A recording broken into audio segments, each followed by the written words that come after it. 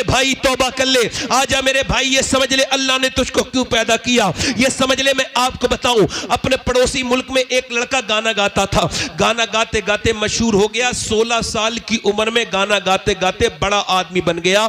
उसने मर्सिडीज गाड़ी जीती, फिर दूसरी मर्तबा जीती, तीसरी मर्तबा जीती। उसने पैसे कमाए, दुनिया में घूमने लगा, वर्ल्ड टूर किया। उसके रियाल में, दरहम में, यूरो में और उसने पाउंड में, डॉलर में रुपया कमाया। इतनी दौलत कमाई, एक शहर में एक घर, दूसरे शहर में दूसरा घर बनाया, 2 घर बन गए उसके। और 2 घर बनने के बाद अपनी मर्जी की लड़की से शादी की, नौकर चाकर पीछे, फोन, गाड़ियां, दौलत, शोहरत। 23 साल की उम्र में गाना गा रहा था, विदेश में गाना गाते गाते गिर गया। हसीन लड़का था, होश में आया, अस्पताल में था, चेकअप हुआ तो पता लगा दोनों गुर्दे खराब हो गए। दोनों गुर्दे, अल्लाह ना करे किसी के गुर्दे खराब हो। जब गुर्दे, अभी मुझे एक जवान लड़का मिला था, उसकी उम्र भी ज्यादा नहीं थी, उसने बताया कि मेरे गुर्दे खराब हैं। अभी आपके यहाँ मैं आया था और पता चला उसके बाप ने उसको गुर्दा दिया, तब उसकी जान बची। किसी का तो हो जाता है। इधर देखो, ये हाथ की नस फड़क रही थी काशीपुर के पास एक लड़के की। मैंने पूछा क्या हुआ, रो के बोला मेरे दोनों गुर्दे खराब हैं और मेरा बाप सारी जमीन बेच के लगा चुका। मेरा बाप ने सब कुछ, मगर मेरे गुर्दे ठीक नहीं होते। कहता है 1 हफ्ते में 1 बार डायलिसिस होता है। डायलिसिस क्या होता है? पूरा खून निकाला जाता है, यानी जिसके गुर्दे खराब हैं उसका डायलिसिस 25,000 रुपए, 30,000 रुपए महीना कहां से आदमी देगा? घर बिका, मकान बिका। आप में से कितने लोग यहां बैठे हैं जिन्होंने दिल से बताना, जिन्होंने 2 रकात नमाज पढ़ी हो जिंदगी में, अगर नहीं पढ़ी हो तो जाके पढ़ लेना, वुजू करना, अल्लाह के सामने कहना, ऐ मेरे मालिक मेरे गुर्दे ठीक है, तेरा शुक्र है। जरा गौर तो करो आप। मुझे कश्मीर में टेलीफोन आया तकरीर करने के लिए, मैंने कहा मेरे पास वक्त नहीं। उन्होंने कहा जो आपकी तकरीर सुनना चाहते हैं ये कैंसर पेशेंट हैं और ये चाहते हैं कि आखिरी बार आपकी तकरीर सुन लें। मैं गया, उसको कैंसर था, वो अब तो इंतकाल भी कर चुका है, सलीम नाम था, दाढ़ी थी, मेरे कहने से दाढ़ी रखाई थी। मैंने पूछा क्या हाल है सलीम भाई? कमरे के अंदर, कहने लगा अल्लाह का शुक्र है। मैंने कहा मैंने सुना है आपको कैंसर है। कैंसर की वजह से ही तो शुक्र है, कुछों को अचानक अटैक से मौत आ जाती है, किसी को दिल का दौरा पड़ जाता है, कोई एक्सीडेंट में मर जाता है, मगर मैं अपने करीम और रहीम रब का कैसे शुक्र अदा करूं कि मुझे 2 महीने पहले डॉक्टर ने बता दिया कि तू मरने वाला है। अब जब 2 महीने के बाद अंधेरी कब्र में जाना है तो मैं तो एक कमरे में नहीं रह सकता, अंधेरी कब्र में कैसे रहूंगा? तो उसके सामने फूट के रोता हूं रात को। मैंने जब तक कैंसर की खबर नहीं सुनी थी तब भी नमाजें पढ़ी थी, मगर जब से कैंसर की खबर सुनी है अब बड़े आंसू निकलते हैं। सजदों में बड़ा मजा आता है, बगैर आंसुओं का सजदा क्या सजदा है? सजदा तो आंसुओं वाला है, बगैर मजे का सजदा क्या सजा है, क्या सजदा है? कभी सरवा सजदा तो मैं हुआ कहीं तो जमीन से आने लगी सदा, तेरा दिल तो है सनम आशना, तुझे क्या मिलेगा नमाज में? तूने कभी अपने रब को रब नहीं कहा, ये मुझे बता। मैं तुझसे पूछता हूं मेरे दोस्त, मैं तुझसे पूछने आया हूं, हाँ मेरे जवान तुझसे ही पूछने आया हूं। वो रोक के कहता है सैयद साहब मैं अपने रब के सामने रोता हूं, अल्लाह 2 महीने के बाद मैं कब्र में जाऊंगा, मैंने गुनाह बड़े किए हैं, छुप छुप के मुझे माफ कर देना। हाय जरा गौर तो करो, सोचो तो देखो तो। एक आदमी को अस्पताल में भर्ती किया गया, उसको सांस लेने में दिक्कत हो रही थी, और जब सांस लेने में दिक्कत हुई, जब उसको अस्पताल में भर्ती किया गया, 1.5 दिन में ठीक हो गया। बिल आया 90,000 का, डॉक्टर को देख के रोने लगा। डॉक्टर ने कहा बड़े मियां पैसे ज्यादा लग रहे हैं, कम कर दूं? कहा नहीं पैसे की बात नहीं है, अल्लाह ने इतना नवाजा है कि दोनों तेरे पूरे अस्पताल खरीद सकता हूं, खड़े खड़े यहां से उठूंगा मैं नहीं, पूरा अस्पताल खरीद दूंगा। कहा फिर रोते क्यों हो? कहा इस वजह से रो रहा हूं, सांस लेने में दिक्कत हुई, 1.5 महीने तेरी 1.5 दिन तेरी सांस से मैंने, तेरी हवा से मैंने सांस लिया, तेरी मैंने ऑक्सीजन से सांस लिया, तेरी मशीन से। तूने 90,000 का बिल बैठा दिया, मगर कभी मैंने सोचा ही नहीं, 80 साल का बूढ़ा हूं, अल्लाह की हवाओं में सांस ले रहा हूं, मैंने कभी सोचा ही नहीं सांस लेना कितनी बड़ी अल्लाह की नेमत है। जाओ अस्पतालों में, कॉस्मोस में जाके देखो, जाओ साई में जाके देखो, अस्पतालों में सांसें नहीं आ रही, लोगों को वेंटिलेटर पे पड़े हैं, उन्हें रोज देखने अस्पतालों में जाया करो, कब्रिस्तान जाया करो। नेक तकरीरों से नहीं बनोगे, अपने अंजाम को सोचोगे तब बनोगे कि आखिर देखो तो बीमार कैसे दुआ करता है मुझे सेहत मिल जाए, अल्लाहु अकबर मेरे दोस्त ये बता, तेरा गुर्दे का इलाज हुआ तूने लाखों लगा दिए, तेरा दिल का इलाज हुआ तूने लाखों लगा दिए, तेरा शुगर का इलाज हुआ लाखों लगा दिए। अरे जिसने तुझे गुर्दे का इलाज किया उसे लाखों दे दिए, जिसने गुर्दे दिए हैं उसके सामने कभी सजदा भी नहीं किया, उस रब को कभी करीम भी नहीं कहा, कभी कहा ही नहीं 2 रकात नमाज पढ़ के अल्लाह तेरा शुक्र है।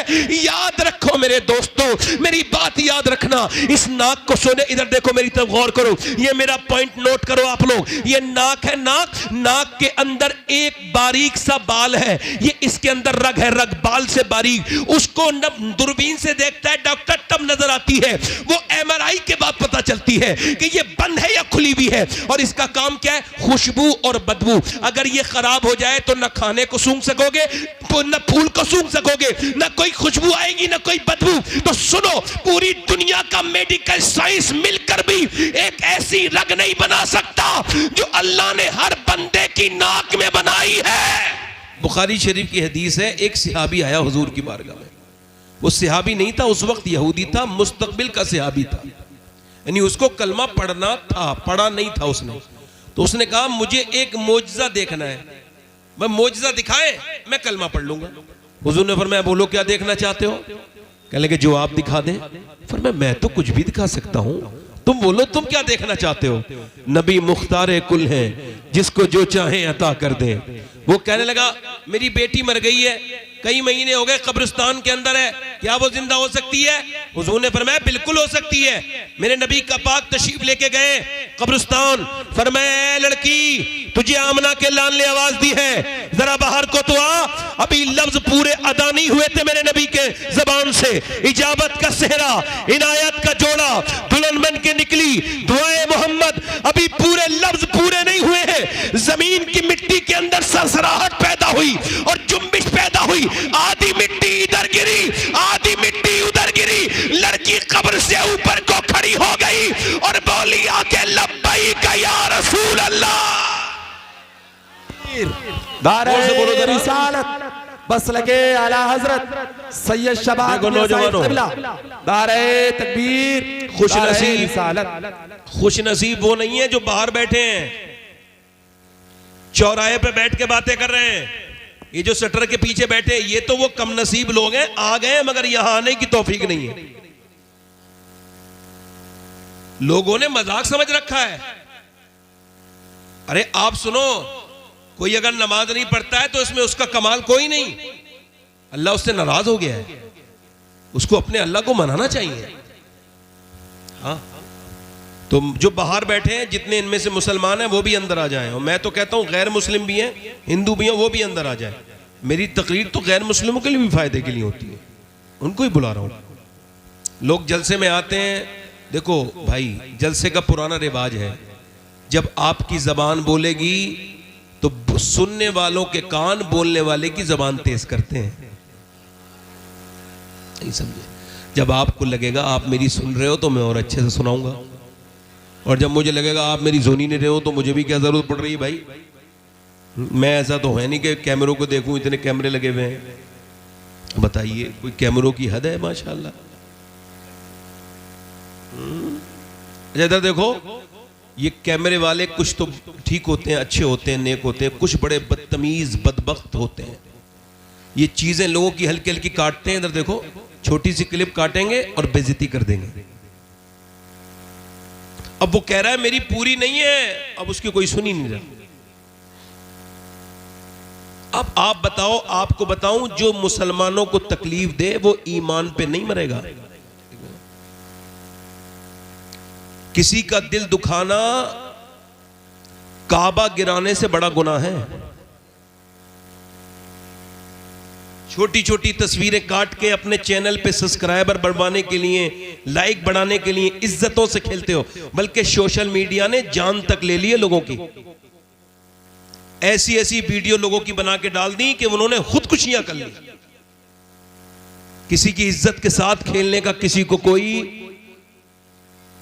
जब कोई चीज डालो तो पूरी बात डालो, कटी हुई बात, कहते हैं ना एक तरफ की बात गुड़ से ज्यादा मीठी होती है, ये ऐसे ही हिसाब है।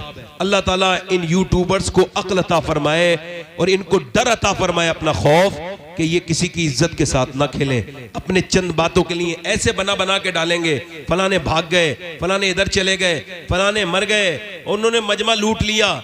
कोई डकैत तो कहता आया था जो मजमा लूट लिया, क्या मतलब है यार, बताइए आप जरा। मेरे दोस्तों, अगर अच्छे काम करना चाहते हो तो अच्छे काम करो। अल्लाह जब तुम्हें नवाजेगा ना तो फिर कोई रोक नहीं सकता। जब अल्लाह करम करता है ना, अपना फजल फरमाता है, तो रातों रात अल्लाह किस्मतें बदल देता है ना। खैर, मुझे बड़ी फरमाइश की गई है एक दो शेर पढ़ने के लिए, आप कहो तो पढ़ दें। ऐसे सुनोगे, दोनों हाथ उठा के बोलो मेरे भाई लब्बैक या रसूल अल्लाह। अच्छा, मेरे लिए हाथ नहीं उठ रहे हैं, उसी मदीने वाले के लिए उठ रहे हैं। सुभान अल्लाह, दोनों लब्बैक या रसूल अल्लाह। माशाल्लाह, अब लगा आपको कि हो रहा है जलसा, दिल लगा के बोलो सुभान अल्लाह। इन्होंने मुझसे फरमाइश की एक नाज शरीफ की, तो वो तो मैं पढ़ नहीं रहा, दूसरी एक नाज शरीफ पढ़ देता हूं। पढ़ूं? क्या बताऊं कि क्या पढ़ दूं भाई? आप अदलपुर वाले हो, अदल का मतलब है इंसाफ, तो इंसाफ से सुनो, जोर से बोलो सुभान अल्लाह।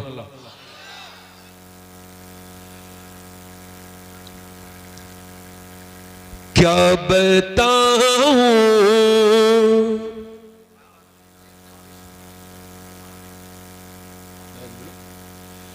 क्या बताऊं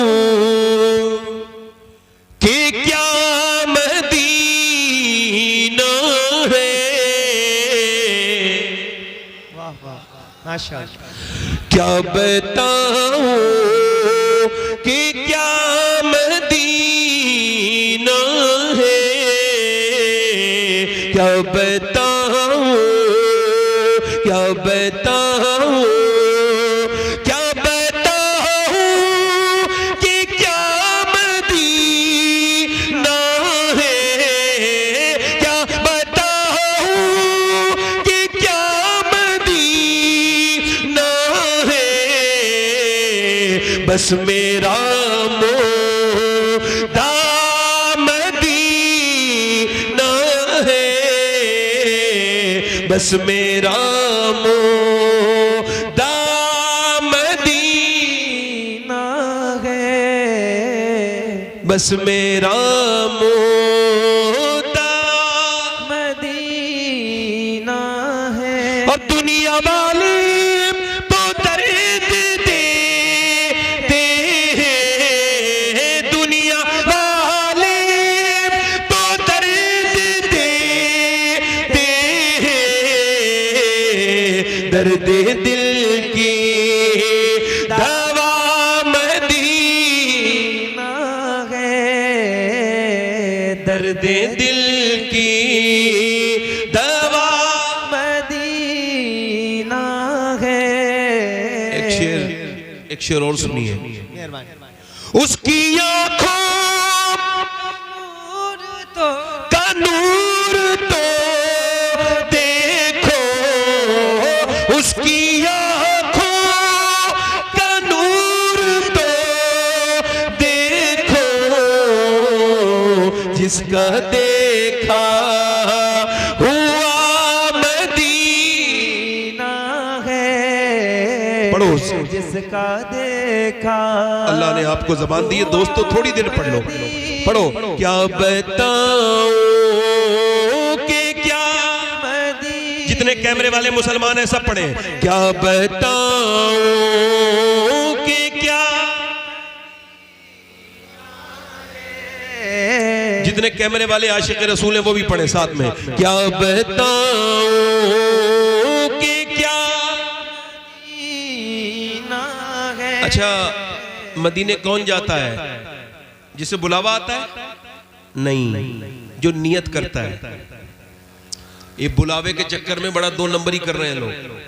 उधर जमीन लिखवा के आ रहे हैं, उधर फिर मस्जिद में दुआ कर रहे हैं, अल्लाह मदीना दिखा दिया।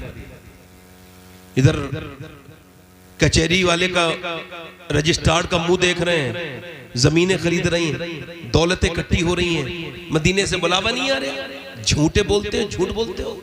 तुम्हारे जाने की नियत ही नहीं है। हाँ, मुझे एक रक्शे वाला मिला था, बताऊं आपको, मदीने में। अभी 2 महीने पहले मैं मदीने शरीफ गया था, तो मुझे मिला था, कहने लगा मैं रक्षा चला के मदीने आया हूं। मैं कैसे? कहने लगे 1-1.5 घंटा ज्यादा रक्षा चलाता था मदीने की नियत से, और 20, 25, 50 रुपए रोज इकट्ठे करता था, और मैंने 12 साल इकट्ठे किए। 12 साल के बाद मैं टूर वाले के पास गया, तो उसने कहा 60,000 रुपए लगते हैं 15 दिन के लिए। मेरे पैसे गिने गए, 49,000 निकले। मेरी आंखों में आंसू देख के उसने कहा तू रो मत, तू नेक इंसान है, मैं तुझे 49,000 में ही मदीने ले चलूंगा। कहता है मैं अपने घर गया, मेरी बीबी से मैंने कहा मैं मदीने जा रहा हूं, तो बोली अकेले जा रहे हो, मुझे लेके नहीं जाओगे? मैंने कहा बेगम मैं तो रक्षा चलाता हूं, मेरे पास पैसे नहीं है ना। तो वो अंदर गई और जेबर निकाल के लाई, 1 तोला जेबर होगा उसके पास। बोली इस जेबर को बेच दो, मैं कब्र में थोड़ी लेके जाऊंगी, अगर बगैर मदीना देखे मर गई तो बड़ी हसरत रह जाएगी कि मदीना नहीं देखा। यार मदीना वो नहीं जाता जो पैसे इकट्ठे करके रखता है, मदीना वो जाता है जिसे मदीने वाले से प्यार होता है। कौन जाता है बोलो मदीने? प्लॉटें खरीद लिए, जमीन खरीद लिए। अल्लाह का शुक्र है मैं खूब मदीने जाता हूं, चूंकि मेरी नियत में मदीना। मैं इस बात को मानता हूं। नूर भाई भी हमारे इस बार रमजान में मदीने गए थे, इस बार भी जाएंगे, क्योंकि मदीने बगैर देखे नाते पढ़ना और है, और मदीने को देखने के बाद नात पढ़ना फिर और। उठ के जाऊं कहां मदीने से, उठ के जाऊं कहां मदीने से, क्या कोई दूसरा मदीना है, क्या बताऊं कि क्या मदीना है, क्या बताऊं।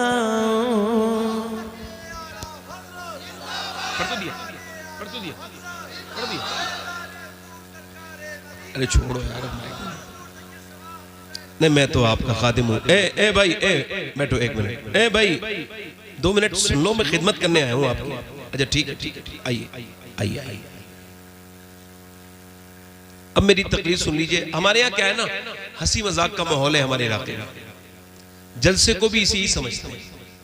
हालांकि वल्लाह कह रहा हूं, मेरे हुजूर फरमाते थे सहाबा से, ऐ सहाबा जो मैं जानता हूं ना वो तुम्हें बता दूं तो तुम कम हंसोगे ज्यादा रोगे। हाँ, और जिसे पता चल गया ना फिर वो रोते ही रहा। हजरत अबू बकर सिद्दीक इतना रोते थे कि 2 आंसुओं के निशान बन गए थे यहाँ पे। चिड़िया को देखते थे तो कहते थे चिड़िया तू अबू बकर से तो बहुत बेहतर है, तेरा कोई हिसाब नहीं होगा मगर अबू बकर का हिसाब होगा। हालांकि अबू बकर ब्रांडेड जन्नती, गारंटेड जन्नती। जो अबू बकर की जन्नत में शक करे वो मुसलमान नहीं। तकरीर मेरी शुरू हो रही है, ई को आपका कम कर दें, माइक बहुत अच्छा है। तकरीर मेरी शुरू हो रही है, तकरीर का उन्वान है अल्लाह ने इंसान को क्यों पैदा किया। ये पहली शुरुआत है कि इंसान जब तक ये समझेगा नहीं कि वो क्यों पैदा किया गया है, तो वो ऐसे ही सोएगा, वैसे ही जागेगा, फिर वैसे ही खाएगा, फिर वैसे ही सो जाएगा, फिर कमाएगा, फिर सो जाएगा। अगर सिर्फ खाने कमाने के लिए पैदा करना होता अल्लाह ने तो जानवर बहुत थे, इंसान तेरी क्या जरूरत थी। वो खाते भी हैं, वो पीते भी हैं, वो तुझसे ज्यादा सोते भी हैं। इंसान को अल्लाह ने क्यों पैदा किया, जब आप सवाल करेंगे आप तो इसका जवाब कोई साइंसदान नहीं दे सकता, कोई आपको फिलोसफर नहीं दे सकता, कोई नासा का प्रोफेसर नहीं दे सकता, कोई दानिश्वर नहीं दे सकता, क्योंकि उन्होंने इंसान को बनाया नहीं, उनको इंसान के बारे में कुछ इल्म नहीं। इंसान का जवाब जवाब क्यों पैदा किया गया है? इंसान ने अपनी मोटरसाइकिल तब तक रखी जब तक वो चलती रही। जब तक मोटरसाइकिल ने फासला खत्म करना बंद किया, इंसान ने मोटरसाइकिल फेंक दी। उसके बाद जब कार चलती रही तब तक चलाता रहा। यानी इंसान ये जानता है कि जब तक काम की चीज है मालिक के काम की है, और जब वो काम ना करे तो मालिक के किसी काम की नहीं। ऐसे ही याद रखो, अल्लाह ने इंसान को जो पैदा किया है, जब आप पूछोगे यार रब क्यों पैदा किया, आवाज आई मैंने अपने इंसान को अपनी इबादत के लिए पैदा किया और इम्तिहान के लिए पैदा किया। काय के लिए बोलो? इम्तिहान के लिए। काय के लिए? आजमाइश के लिए। काय के लिए? ई को थोड़ा और कम करें भाई। काय के लिए? आजमाइश के लिए। यानी आप भी आजमाए जा रहे हो, मैं भी आजमाया जा रहा हूं। इमाम मालिक फरमाते हैं इंसान 2 बार पैदा होता है। कितने बार? 1 बार पैदा तो सुना है, 2 बार कैसे? फरमाते एक बार तब पैदा होता है जब मां के पेट से पैदा होता है, एक बार तब पैदा होता है जब वो ये जान ले कि अल्लाह ने उसे क्यों पैदा किया है। एक आदमी के किसी ने गोली मार के फेंक दिया दरिया में, मर गया। डाल दिया किसी ने, लावारिस लाश पड़ी रही दरिया में, फूल के ऊपर आई, सारे निशान मिट गए, चेहरा फूल गया, पेट भर गया, पानी भर गया, सड़ गई लाश। उसका पुलिस ने पकड़ के पोस्टमार्टम किया। पोस्टमार्टम ध्यान से सुनना, पोस्टमार्टम करने के बाद मुसलमान थी लाश, उसका निशानी मुसलमानों वाली मौजूद थी, उसे मुसलमानों के यहां पहुंचा दिया। इमाम साहब से कहा आप गुस्ल दीजिए। इमाम बोले मैं गुस्ल तो दे सकता हूं मगर कफन के पैसे मेरे पास नहीं है। कहा तो चंदा कर लेंगे। मस्जिद में ऐलान किया गया कफन दफन के लिए आप हजरात चंदा दें। कोई 10 रुपए लाया, कोई 3 रुपए लाया, कोई 5 रुपए लाया, जिसकी जैसी हैसियत थी। 2 घंटे चंदा हुआ, तब कफन के और उसके लकड़ियों के पैसे और तख्तों के पैसे और उसके इकट्ठे हुए। उसके बाद उसको दफन किया। ना कोई नमाज जनाजा में रोया, ना उसका जनाजा उठा तो कोई रोया, क्योंकि वो तो लावारिस लाश थी। लावारिसों के लिए कौन रोता है? जिसे कोई जानता ही नहीं। जब दफन हुआ, पुलिस ने 3 महीने तफ्तीश की और 3 महीने के बाद बताया कि जिसकी लाश चंदा करके दफन हुई है, जिसके तख्ते चंदा करके आए हैं, ये 100 बीघा जमीन का जोता था। इसके बैंक में 6 करोड़ रुपए थे। इसके पास 20 कारें थी, 20 जिम्मेदार था। मगर जब मौत आई तो क्या पता आपको मौत कब आए, क्या पता मुझे कहां आए। अपने तकब्बुर करने वालों, कोई ऐसा भी हादसा होता है जो इंसान की सारी निशानियां मिटा देता है। किस बात पे तकब्बुर है? जो चौधरी था जिसके बागात 100 बीघे में फैले हुए थे, आज उसकी जब लाश उठी है तो उसको उठाने वाले भी और हैं। उसके कफन का चंदा हुआ। मैं तभी तो कहता हूं इंसान ये समझ ले कि अल्लाह ने तुझको क्यों दुनिया में भेजा था। गुरूर मत कर अपनी जिंदगी पर। तेरे और मेरी तरह न जाने कितने मर गए। इधर एक जगह गोंडा के पास एक जगह पड़ती है गौरा चौकी, मैं वहां जलसे में जा रहा था। एक लड़के का एक्सीडेंट हुआ था। एक्सीडेंट के बाद उसका भेजा रोड पे रह गया था और उसके भेजे को मैंने देखा, उठाया तो उसकी लाश नीचे पड़ी थी। देखो भाई, मोबाइल चलाना बंद कर दो। स्टेज पे भी आप लोगों से गुजारिश कर रहा हूं, मैं थोड़ा सा आपका खादिम हूं, खिदमत करने आया हूं। एक ही बात हो, अब जो जरूरी काम है जलसे का वही तो हो रहा है, ये जलसे का यही तो जरूरी काम है। अब लिहाजा मेरे पास भी मोबाइल है और मैं जब स्टेज मेंबर पे बैठता हूं तो ना किसी का जवाब देता हूं, ना कोई फोन उठाता हूं, ना मैं ये मानता हूं कि हुजूर के जिक्र से बड़ा कुछ नहीं है। मैं मुसलमान हूं और मैं इस वजह से तकरीर नहीं करता हूं इस तरह की कि मुझे आपकी कुछ ही लेनी है। नहीं, मुझे मदीने जाना है। जब मदीने जाऊंगा तो हुजूर ने अगर मुझसे पूछ लिया, मेरे आका करीम है, अगर ख्वाब में आए मदीने में और पूछ लिया क्यों आया है मेरे मदीने में, फला गांव में गया था, मेरे उम्मती तेरे सामने बैठे थे, तो तूने तो दिल से बात नहीं की थी। हुजूर के लिए कर रहा हूं, सरकार के लिए कर रहा हूं। मैं जब मदीने से वापस आता हूं तो कहता हूं या रसूलल्लाह जा रहा हूं मगर जब तक रहूंगा मदीने से दूर मदीने का काम करता रहूंगा, आपका काम करूंगा या रसूलल्लाह। उसकी लाश नौजवान की पड़ी है, 22-23 साल का जवान है, कानों में लीड लगी हुई थी, तो चूंकि भेजा पूरा फट चुका था, रोड पर पड़ा था, मैंने भेजा उठाया और उसके बाद थैली में किया और उसके सर के पास रखा। मर चुका था मगर मोबाइल पे गाना चल रहा था, उसके कानों में जो लीड थी वो बाहर निकल गई थी, गाना चल रहा था। जब उसका गाना मैंने देखा, लोगों ने देखा तो गाना बज रहा था। मेरे नबी फरमाते हैं जो जिस हाल में मरेगा उस हाल में उठाया जाएगा। अब मुझे बताओ, जो गंदा गाना सुनता हुआ मर गया, जो अपनी जवानी के नशे में तेज मोटरसाइकिल चलाते हुए मरा, अब वो अगर कयामत के दिन भी गाना सुनता हुआ उठा तो क्या होगा?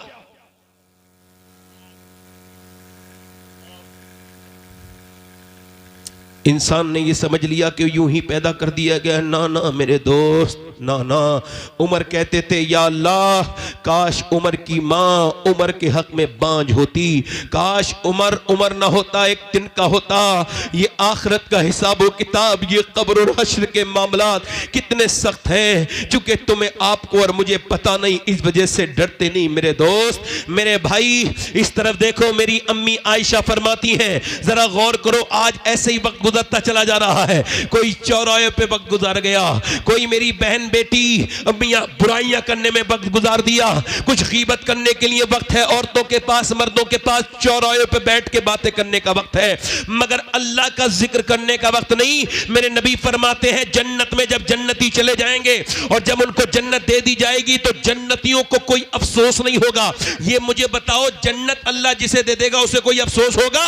नहीं नहीं, मगर जन्नतियों को भी एक अफसोस होगा। नबी से अर्ज की या रसूलल्लाह, वो क्या? का वो ये अफसोस करेंगे जिस मालिक ने हमें जन्नत दी है, काश दुनिया में जो वक्त हमने खराब किया उसी मालिक को याद कर लिया होता, उसी रब को याद कर लिया होता जिसने जन्नत से हमें नवाजा है, जिसने जन्नत से हमें नवाजा है। मगर आज मेरा दोस्त गाफिल है। सूरज निकलता है तो कहता है इंसान आज मैं निकल गया हूं, जो तुझको करना हो वो कर ले, मैं आज आया हूं, आज के बाद नहीं आऊंगा। जब दिन डूबता है तो कहता है मैं गया, अब हिसाब के दिन आऊंगा, आज के बाद नहीं आऊंगा। सुबह हुई, शाम हुई, मौत के करीब चलते चले जा रहे हैं, लम्हा व लम्हा कब्र के करीब होते चले जा रहे हैं। ऐ मेरे दोस्त तौबा कर ले। साइंस से हमारा कोई झगड़ा नहीं है। साइंस ये कहता है कि सूरज चांद 1.25 लाख मील दूर है। साइंस कहता है, साइंस भी कहता है, साइंस किताबें तहकीक है। इधर देखो, कुरान किताबें तखलीक है। इस जमीन आसमान मेरे रब ने बनाई है। सुभान अल्लाह, सुभान। किसी ने, लोगों ने खुदाई का दावा किया, मगर आज तक किसी ने यह दावा नहीं किया जमीन मैंने बनाई, आसमान मैंने बनाया, या इंसान मैंने बनाया। वो अकेला मेरा रब है जो दावा करता है जमीन भी मैंने बनाई है, आसमान भी मैंने बनाया। सुभान अल्लाह, सुभान अल्लाह। अगर आप अपने रब को नहीं पहचानोगे जिंदगी बेकार है।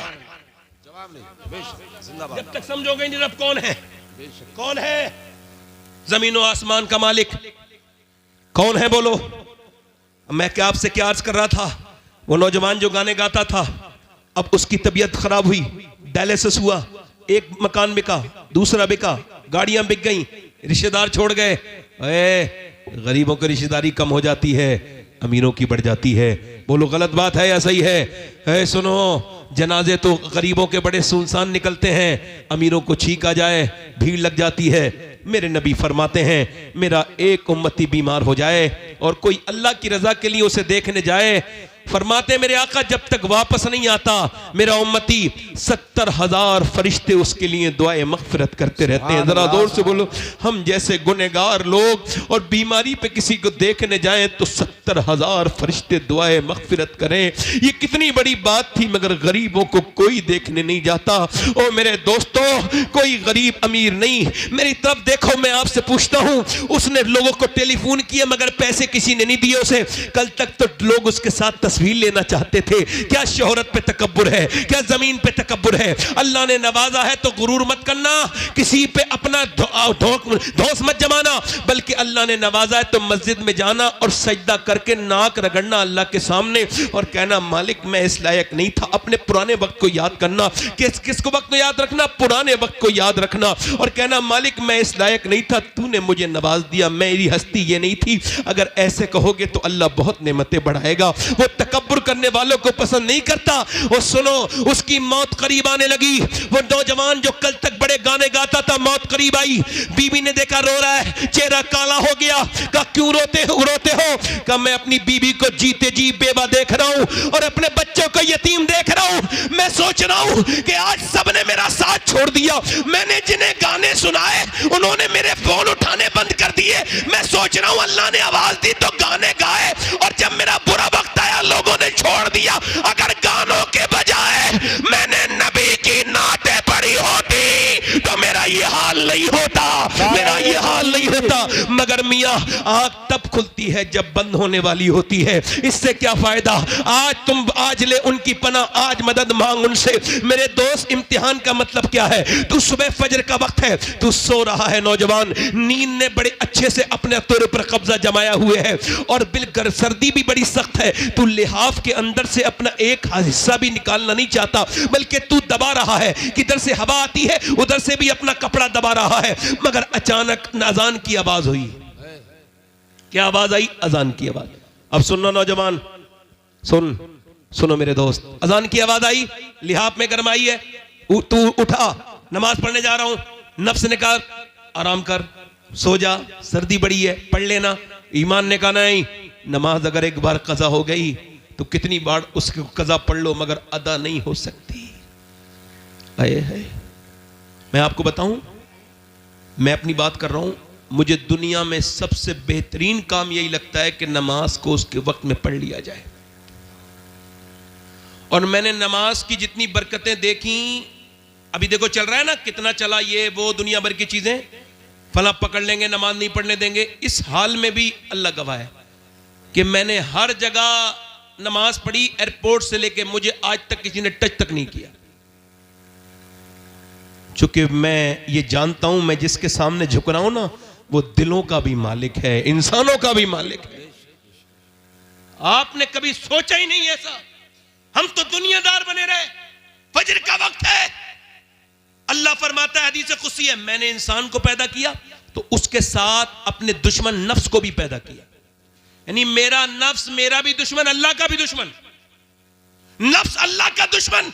नफ्स कह रहा है आराम कर ले, ईमान कह रहा है उठ जा, नफ्स कह रहा है सो जा, सर्दी बड़ी है। ईमान ने लिहाफ फेंक दिया, और फेंकने के बाद, ईमान ने लिहाफ फेंकने के बाद ईमान आगे बढ़ा। उसने फिर ईमान ने ठंडे पानी में अपने हाथ डाल दिए, और ठिठुरते हुए वुजू करके मस्जिद में गया, कांपता हुआ, और अपनी नाक रगड़ दी। जैसे ही नाक सजदे में लगी है, फरिश्तों ने आवाज दे दी, आज ये बंदा अपने नफ्स पर कामयाब हो गया, इसने अपनी जिंदगी का ये वक्त कामयाब किया। जिंदाबाद, जवाब नहीं। बहुत। अब उसके बाद आया, तवज्जो करो, उसके बाद वो निकला, तवज्जो करो, और उसके बाद नाश्ता करके निकल रहा था, एक लड़की निकल के जा रही थी, बड़ी खूबसूरत, बड़ी हसीन। एक नजर पड़ी, एक नजर माफ है, मगर वो लड़की बाहियात थी, बेहुदा थी, बेगैरत थी, बेशरम थी, बहुत ज्यादा शैतान की एजेंट थी। उसका जिस्म, अब वो कह रहा है इसका नफ्स देख ले, लड़की हसीन है, कपड़े बड़े खराब पहन रही है, देख ले। इसने ईमान ने कहा नहीं देखूंगा। नफ्स कह रहा है, नफ्स कुत्ता है ना, भौंक रहा है, देख ले देख ले। ईमान कह रहा है नहीं देखूंगा। मेरे नबी ने फरमाया आंखों का भी जिना होता है, सिर्फ आंखों का भी जिना होता है। नबी फरमाते हैं आंखों का जिना ये है, आंखों से देखा जाए, यानी आंखें ये मेरी हैं। नहीं नहीं मेरे दोस्त, ये मेरा धोखा है, ये आंखें मेरे रब की हैं। ये आंखें कल कयामत के दिन मुझसे अल्लाह से शिकायत करेंगी, ऐ अल्लाह तूने दिया तो काबा देखने के लिए था, दिया तो माँ बाप का चेहरा, मगर इसने गंदी चीजें देखी। मुझे बताओ, अगर ये आंसुओं से न धुली, वो गंदी तस्वीरें, वो गंदे वीडियोस जो तुमने अपनी जिंदगी में देखे हैं, अगर वही लेके अल्लाह की बारगाह में गए और वो बोल दिया, आंखों ने बोला कि तू अल्लाह ये गंदी तस्वीरें देखता था, ये बाहियात चीजें देखता था, मेरे नौजवान उस वक्त क्या होगा? तूने अपनी जवानी को बर्बाद कर दिया। ना मेरे बेटे, ना मेरे छोटे भाई, अपनी जिंदगी को बर्बाद न कर। अल्लाह तेरे सामने हाथ जोड़ता हूं, अपनी जवानी का हिफाजत कर ले, अपनी जवानी की। मेरे दोस्त, तेरी आंखों में कुछ नहीं बचा। 10-10 साल के बच्चे बर्बाद हो गए, 12-12 साल के बच्चे गंदी तस्वीरें देख रहे हैं, किसी को कोई फिक्र नहीं है। ओ खुदा के बंदो, अपनी नस्लों को बचा लो, बचा लो खुदा के वास्ते, अपने बच्चों को बचा लो। अल्लाह अकबर। उसने नहीं देखा, नफ्स कहता रहा लड़की लड़की निकल जाएगी, एक बार देख ले। और इसने कहा नहीं देखूंगा। जब वो निकल गई, इसने नीचे को आंखें की तो आंसू गिरे और कहने लगा या इलाही रंग लाए जब मेरी बेबाकियां, उनकी नीची नीची नजरों की हया का साथ